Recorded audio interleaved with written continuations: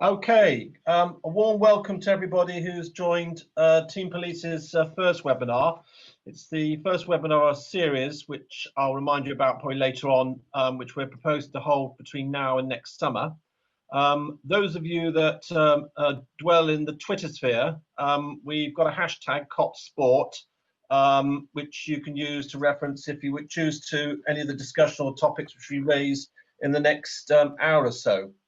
And the reason why we're here is effectively to talk about sport, but primarily what the service is doing to promote sport, health and well-being as we look at coming out or the immediate coronavirus 19 crisis. Now, I think before I start the conversation properly with our panel, I'd like to, first of all, bring in James and Sam from Surfwell. I think I'd like to first of all introduce our panel. So our panel today is Matt Jukes, Chief Constable South Wales and Chair of the Police Sport UK. Also Andy Cook, Chief Constable of Merseyside, Vice Chair of Police Sport UK, and Bill Skelly, Chief Constable of Lincolnshire Police, Vice Chair of Police Sport UK. And we also have our key sponsors today, Natalie Beacon from XPS, Rob Lubsey from Police Credit Union, and Ben Chapman from Fujitsu. All of whom which I'm going to bring in a short while. But before I do, let's hear a short clip from Surfwell, James Mallows and Sam Davis, around Surfwell and what it's doing.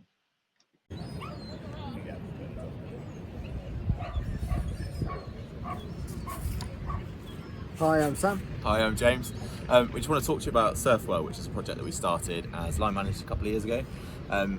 The reason behind Surfwell was born out of frustration at a lack of options to help a member of staff who was assaulted quite badly at work. Both Sam and I used surfing as a therapy for ourselves to cope with stress and to deal with general kind of struggles in work. We both surf in different skill levels. Have done regularly. Yeah. So we're both well aware of the benefits of surfing and other physical types of activity. Surfing really for us is just a really strong way to deal with lots and lots of different stress. It's just about improving our physical health, our mental health. We've used it for the last, well, I've used it my entire police career to help with what I've been exposed to and to keep me physically active. Yeah, so same for me really. I use surfing as a really good tool to deal with stress. It just makes you feel better after a rough day at work. It's a really cool sport to do because it is something that helps on a kind of physical level and also on that emotional level as well. It can really ground you and chill you out after a stressful day. So yeah, it's just a really, really good sport all round really. And obviously as part of the project, it's something that we use to help our colleagues as well who are suffering from those mental ill health issues and stress and PTSD. It's been proven scientifically across the world to be really, really powerful in dealing with those kind of issues. And it's something that we really, really want to help to do for our colleagues. We're really keen to highlight this within the webinars that PS UK are delivering at the moment, to talk to our colleagues, highlight the work that we're doing in Devon and Cornwall, and hopefully expand it out and see if we can help others get the benefits through the sport that we've experienced. Brilliant. Thank you. So James, Sam, I have to say, just listening to the background there of the birds and the sea, it just makes me miss dreadfully Cornwall and Devon. But can you just add a little bit more about how long you've been going for, how many colleagues you've been helping surf? Hi, yeah, good afternoon. Thank you very much for allowing us to come and speak. Sam and I are both sergeants in Devon and Cornwall Police. We came up with the idea about 2.5 years ago now, and it was as a result of a complex staffing issue with one of our members of staff that we both supervised at the time.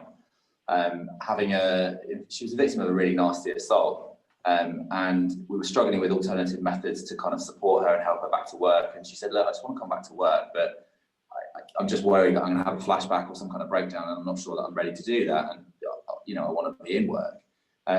So we obviously both of us use surfing as a kind of coping strategy for ourselves anyway. And we're out surfing one day in the, as you say, the beautiful waters of Devon. And we said, wouldn't it be great if we could just take her surfing? That would be really good. It works for us. And that kind of set something in motion in our minds, which resulted in 2.5 years of research, development, and looking at other therapy providers that already do this. So the whole concept of surfing and then surf therapy, there's two slightly different things. So surfing as a sport is obviously really effective, and we all know that the water and the waves and cold water have a really good impact on our own mental well-being. But what we were really keen to do is to push it one step further and put some science into it. So you may be aware of the WAVE project, which started at Watergate Bay down in Cornwall, which takes children who suffer with mental ill health, anxiety, depression, other kind of mental issues out surfing. And they've noticed a really, really good result in terms of dealing with their mental ill health. Kind of parallel to that, there's an organisation over in America called Operation Surf, which takes military veterans who are suffering with the effects of PTSD and other mental illness as a result of the physical injuries that they sustained in the battlefield. So they've also put some science behind it and said, well, something seems to happen in the water when we talk to people. There is almost like a magical moment where something happens. And we've done the research around what that magic is and what kind of happens in the water. And that's where Surfwell's kind of born from, really. So I'll let Sam talk you through some of the kind of pathways as to where we've got. Yeah, please, Sam.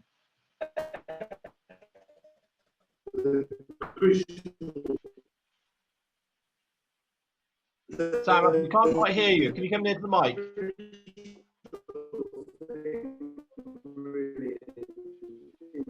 What links all of what James has just mentioned is that, sorry, yeah, the crucial thing that all military participants together is that they don't get any benefit or didn't get any benefit or willingness to engage with the more traditional forms of therapy that were available through occupational health and the sort of existing support structures in our organisation and in the organisations that the military veterans and others were from.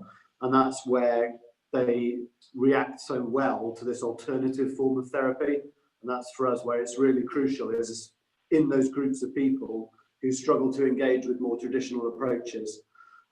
We've been through a number of different internal boards, as you can imagine, required to prove the concept of this. So we've had a university running alongside us for 12 months, studying the intervention, studying the effectiveness.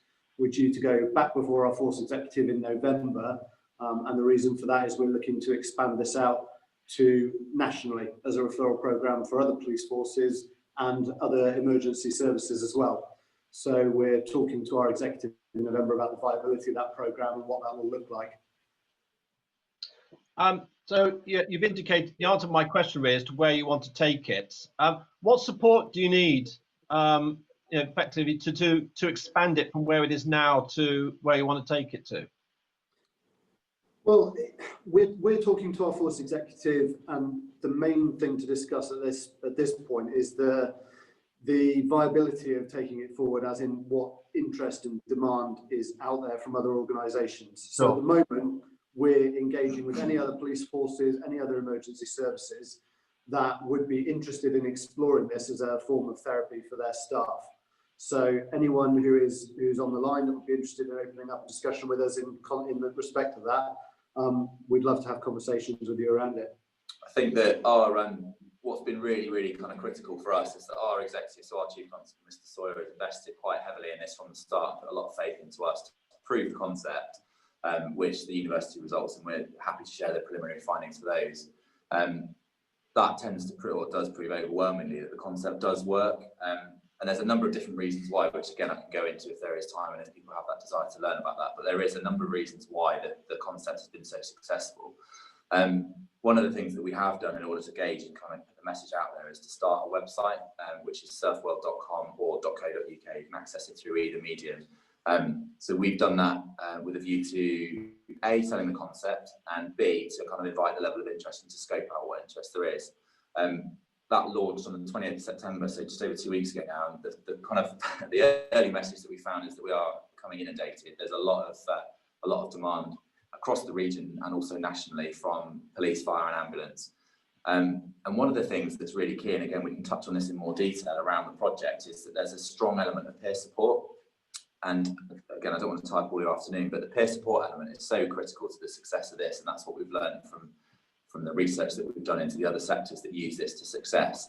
So for example, if you go to a counsellor in a clinical setting with mental health pictures on the wall, there's an expectation that you're there for a reason. You're going to have to open up about your deep, dark secrets and the issues that you're there for and all the trauma that you may have faced.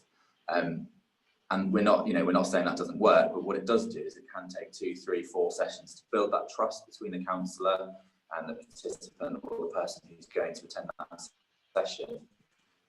So taking that back to our program, the science that we've put in is that if you go to, you know, as a police officer or as a first responder, paramedic, fire officer, if you go to speak to a police officer or someone who's in your kind of sector, that barrier is broken down much quicker, because the immediate understanding is, okay, Sure. You understand the issues that I'm facing. You go to these collisions, you see the child deaths, you understand all the investigative kind of issues that we suffer. So it almost removes really rapidly those barriers. And then psychologically weave in the sports psychology of you know, participating in a challenge as a group. What we found is that people are able to open up and almost walk away with the look of, I don't know what on earth you've done to me, I don't know how you've got that out of me. It's taken 3 or 4 years of counselling, and in an hour and a half with you guys, then you know, I've opened up about secrets 15 years ago. That's the overwhelming feedback that we get from the vast majority of participants, is that there's a willingness and a readiness to talk about things that they haven't previously talked about with anyone. We've had participants come through who said, I've had years of counselling, I've never discussed this with anyone before, and it's that's an overwhelming sort of feedback from people that come through. Is it's the relatability and the fact that this is genuine peer support that is so effective and so unique. So Matt, you talked about the 4 R's, and particularly around rehabilitation. James, Sam, I know from my own experience, you know, some of the people I served with, it wasn't just one incident. Sometimes it was a culmination of incidents or experiences that impacted upon them, and they found an outlet through some form of physical activity. Are you able to give me a sort of obviously anonymized, of course, an example of where you've been able to have some effect on somebody rehabilitating out by using Surfwell? Sorry, take the mute off. Yeah, absolutely. So we've had a number of participants who've come through recently, not just from the police, but from the ambulance service and others as well. And we've had a whole range of different results that we've seen. So the university study that's running alongside us has been talking to people at the time of the intervention, but also months afterwards, to assess the longer term impact on wellness and well-being. And we've seen people that have made small steps in dietary changes and exercise routines, to people who've taken huge leaps with their own sort of wellness and welfare, and taking responsibility for their own well-being and their own health as a result. So we've had participants who've returned to the programme who've said, I've lost a couple of stone in weight since I was last here. It's really motivated me to get fit again, to get healthy. We've had participants who've commented on how their children have reacted differently to them. So they've sort of started being more engaged at home with their family because they're feeling healthier and more active, and their kids, one participant in particular who commented about her children giving her a big hug and saying how much better it is now that she's able to do stuff with them. And yeah, a huge range of different impacts, really. I think it's really key for what's really key for our program. Part of the aims of our program, which was from day one, is we want to make sure that our staff are back in work if they've been off work, and also if they're in work, that they are actually in work and performing, which fits in perfectly with the resilience and the rehabilitation kind of area. So absolutely. It's two-pronged. We want to make sure that we get them into work and rehabilitate them and provide them with those tools to manage their own welfare without the hook of 5 or 6 counselling sessions that they kind of almost build that reliance on. And we want to give them those tools to manage that welfare themselves. But then also when they are back in work, and we've had people that have kind of almost been on the cusp of suffering a mental ill health episode or a PTSD episode, we want to give them the resilience to think, well, actually, I can manage this. And part of our thing is to overcome challenges in a group setting and to overcome those issues as a group. And then that transfers into their personal and professional lives. So they go away with a feeling of, okay, well, I've achieved something today that I thought I wasn't going to achieve. And if I can do that, then that means I can do the things at work that I've been really worried about and stressed about for 5, 6, 7 months. So it's kind of two-pronged, really, and those aims are really, really written into what we try to achieve, certainly from the project. The feedback from line managers, supervisors that we've had as well about, we've had a few who've come back to the programme and said, I don't know how you've done it, but I wasn't expecting to see that particular member of staff for another 3 months. We've made plans around a phased return to duty in 3 months' time. They were signed off until that point, and after one session, they're back in work, functioning on full duties of their own accord, because they felt that they're able and willing to do that. And hopefully, they're telling us it's what we give them that we're enables them to do that. Hopefully, that is the case. And we're we listen a lot to the voices of the people who come through the programme, and it helps steer us in the direction that we want to take things, because we feel that is really the most important thing to listen to. We listen to the voice of the victim. Our police work all the time, and we should listen to our staff. And if they're telling us that this works for them and is effective for them, then we're very keen to sort of hear that voice and hear what they're saying to us. Thank you. I think this is a fantastic initiative, and can only applaud both of you in terms of where you're taking it thus far. Anything that can help colleagues who are in that dark place, anything at all, has to be supported and applauded. Interestingly, Andy Rose, Chief Constable of Lancs, is on the webinar today, and he put up a message saying about linking in with Oscar Kilo. So there's probably something there to have a conversation outside the webinar about how they can be promoted. But listen, stay on. I'm sure there'll be questions for you. I'm sure you might have some questions or something to say as we go through the rest of the webinar. But I really wish you well, and anything the police can do to help to support or promote, it goes to the heart of what we're here for to do. So thank you so much. I'm sure it's going to raise a lot of questions. Thanks, guys.